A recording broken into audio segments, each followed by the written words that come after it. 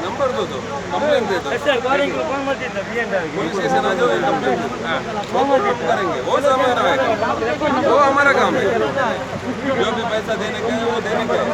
तुम्हारा जो जो तुम काम किया है उसका पैसा देने का ही हो, देने का है। सह लो, अभी तक सह दिया, एक दिन सह लो। हम तो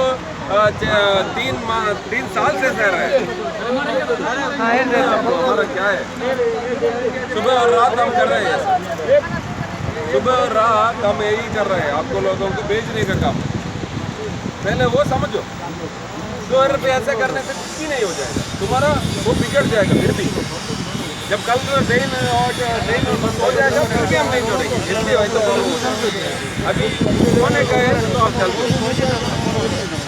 कुछ कहने का है तो कह दो। बोल रहे हैं